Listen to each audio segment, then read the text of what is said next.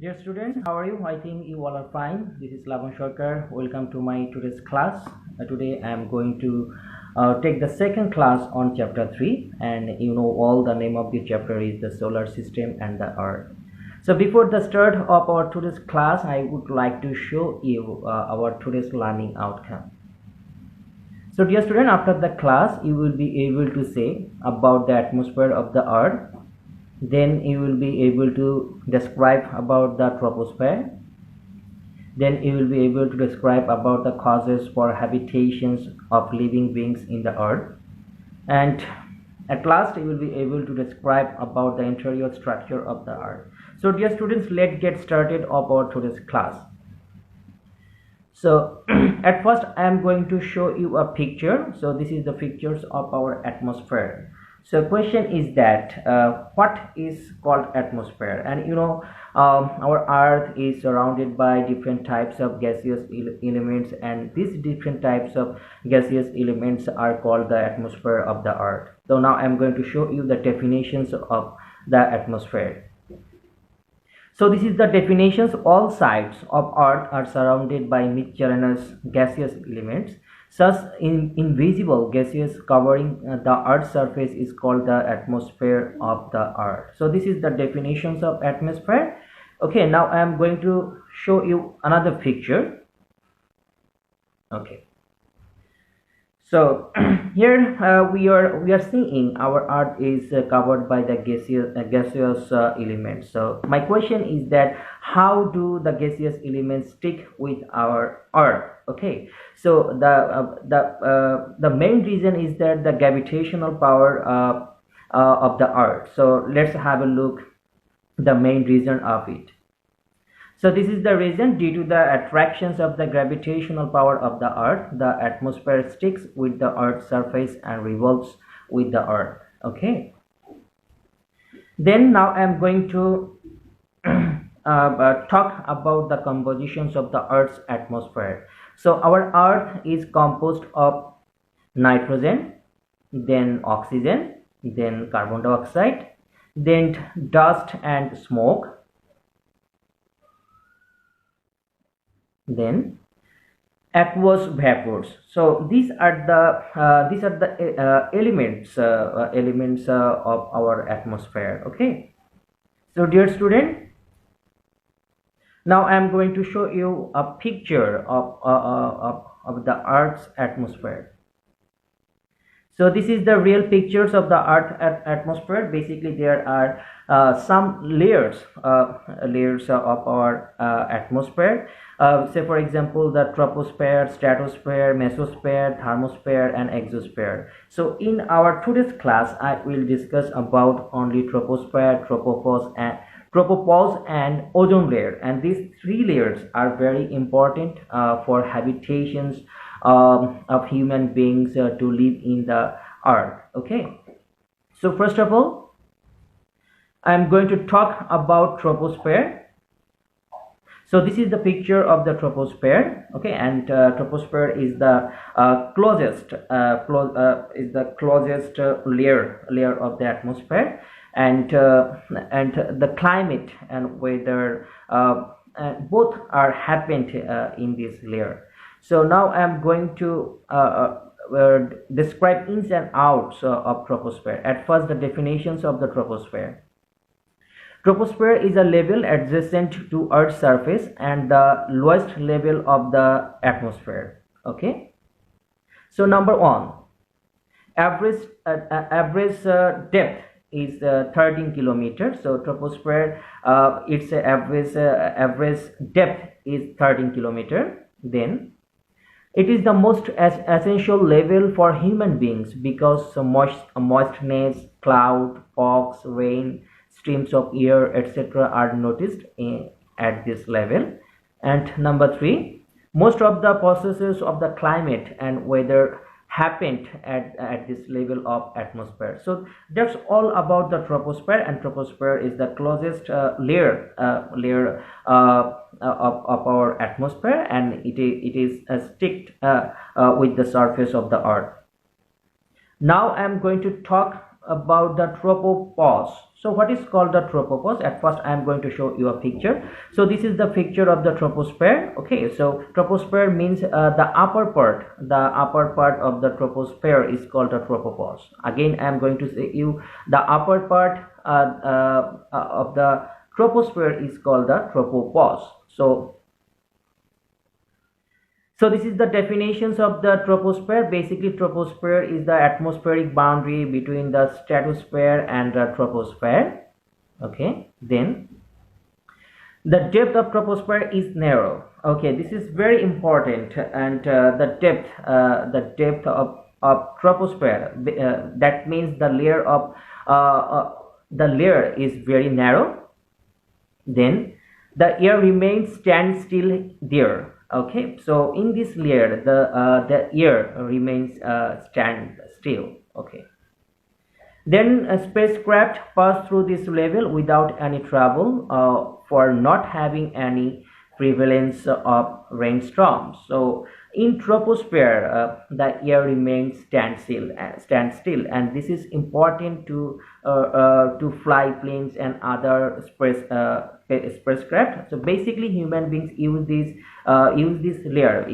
narrow layer for their commercial purposes. Okay, so dear student, now I'm going to talk about the ozone layer, and this layer is very important for the human being because this layer absorbs the ultraviolet rays of the sun, and you know ultraviolet rays is not good for the human health. Okay, so first of all, depth 12 to 16 kilometers. So this layer, its depth is only 12 to 16 kilometers. Then absorbs the ultraviolet rays of the sun. Its temperature reaches at about 40 degrees Celsius. Then this level of atmosphere has made the earth habitable for living beings. So this all about the ozone layer, and this is very important layer because this layer absorbs the ultraviolet rays of the sun. Now I'm going to talk about the earth. Okay, so first of all, the causes of habitations of living beings in the planet earth. Okay, first thing is that gets heat and light from the sun. The planet earth gets heat and light from the sun, and this heat and light is suitable for living beings. Okay, and you know the earth is the third closest planet from the sun. Then average temperature is 13.90 degrees Celsius, and this temperature is very suitable for living beings. Okay, then presence aqueous water and other gases, and you know there is another name of water is life. Okay, so in this planet we get adequate amount of water for both the animals and plants, and the gases of these planets are useful for living animals and plants. Due to the troposphere is the closest layer of the atmosphere, and climate, weather, both are happened in this layer. Then due to the tropopause, we basically men use troposphere for the commercial purpose, for the communication purpose, because in troposphere the air remains stand still, so it is very useful to fly plane or to fly different types of spacecrafts. Okay, so and next thing is that due to the ozone layer, and ozone layer is very vital because it absorbs the ultraviolet rays of the sun. So these are the reasons, these are the causes for habitations of living beings in the planet earth. So dear student, when you write down about the causes for habitations of living beings in the planet earth, you have to remember these issues. Okay, and you have to write down your answer regarding these points. Then your answer will be very lucrative and you will get good marks in your examination. So dear students, this is very common thing. Our atmosphere is changing. Okay, so now I am going to search some of the causes to change of our atmosphere. First of all, this is the picture, and here we are seeing our road. Okay, so smoke of the vehicles is one of the reasons to change of the atmosphere of the world of the earth. Then smoke of the factories, this is another causes to change the atmosphere of the earth. And number three, cutting down trees. Okay, this is another reason. So I have taken these three reasons from your textbook. Okay, so you can use these three reasons when you write down about the changing of the atmosphere of the earth. So dear students, now I am going to start the second part of our today's class. Okay, so in our second part I am going to discuss about the interior structure of the earth. So at first, it's very difficult to say something about the interior structure of the earth, but scientists have divided interior of the earth into three parts on the basis of velocity and nature of seismic wave of interior of the earth. So the parts are, first of all, the core part, second the mantle, and third is crust. Okay, so dear students, now I am going to discuss all of these three parts of the interior of the earth. Okay, first of all, so this is the picture of core. So what is core? Basically, core is a spherical object around the earth center. Basically, again I'm going to say you the core is the spherical object around on the earth center. Okay, so it is composed of heavy materials like iron, like silicon, and there are two parts of core. One is the upper part and another is the lower part. Okay, so now I am going to describe ins and outs of the core. First of all, the radius of round shaped earth is 6,371 kilometers. So this information is important for MCQ question. A spherical object having 3,486 kilometers around the earth center is called core. So this is the definition. This is the definitions of core. So next information is core is composed of some solid and heavy materials like the nickel and iron. So it composed of heavy materials, and what type of materials like the nickels and iron. Then it is 10 to 12 times dense from than water and 2 times more than other portion of the earth. So this is another important information regarding core. Next, it is not solid because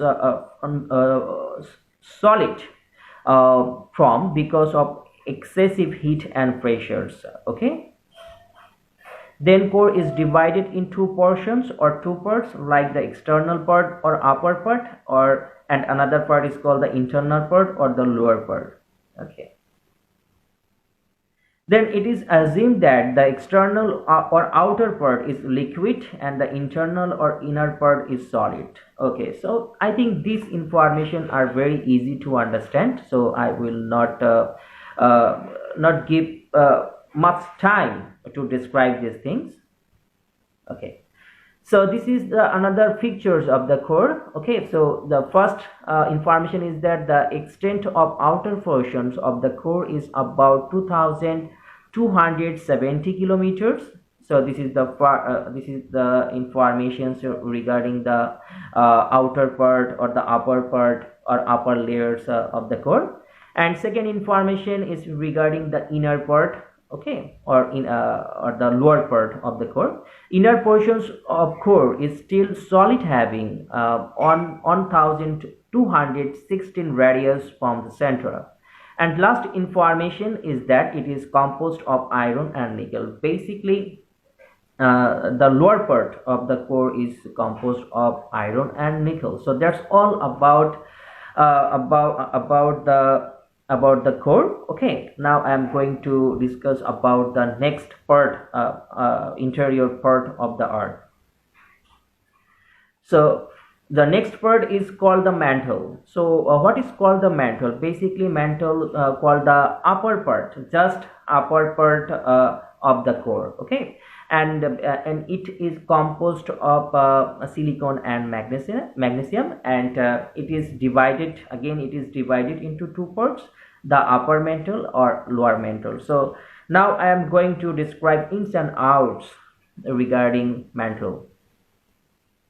First of all, the surrounding up to 2885 kilometer radius from upper level of the core is defined as mantle. Then the mantle is composed of silicon and magnesium. Then its upper layer is 1448 kilometer, composed of basalt like material. So it is called the basalt region. So what is called the basalt region? This question may come in your examinations. Just you will write down there are two parts of the mantle. One is the upper part, another is the lower part. The upper part is composed of basalt like material, so it is called the basalt region. Okay. Then its lower side is composed of silicon and magnesium. Okay, so the lower part is composed of silicon and magnesium. This layer is called sima. Okay, basically sima is the combinations of two materials. One is the silicon and another is magnesium. So what is called sima? And and in your this question may come your examinations. You will just write down in this way. There are two parts of the mantle. One is the upper part, another is the lower part. The lower part of the mantle is composed of the silicon and magnesium. So this layer is called the sima, and sima is the combinations of the two materials. One is the silicon and another is the magnesium. So dear students, now I am going to discuss about the last part, last part of the interior of the earth, that is the crust. So what is called the crust? The upper part of the mantle is called crust. So this is very easy definitions regarding crust. Okay, so now I'm going to describe ins and out regarding crust. First of all, this layer is composed of oxygen, silicon, aluminum, iron, calcium, sodium, potassium, etc. Dear students, you have to remember, you have to memorize these the elements of compositions of these three parts of the interior of the earth. Okay, so crust is composed of oxygen, silicon, aluminum, iron, calcium, sodium, potassium, etc. Next information is the depth of this layer is considered up to 30 to 64 kilometer, and this is another important information regarding crust. Okay, so basically the depth of crust is considered up to 30 to 64 kilometer. Then the upper part of this layer is called the earth crust, and the lower part is called the substratum. Okay, so this is important. Again, in crust there are two parts. One is the upper part, and upper part is called the earth crust, and the lower part is called the substratum. Okay. Second, the earth crust portion is the hard portion of the earth. Okay, what we can touch. This is called the earth crust. Okay, its depth is 3 kilometer beneath the oceans or under the oceans. Its depth is 3 kilometers and to 40 kilometers beneath the mountain, and The depth may be up to 40 kilometers beneath or under the mountain. Okay, but average depth is only 17 kilometer. All of these informations are very important for MCQ questions, so you must memorize these informations, especially for MCQ questions.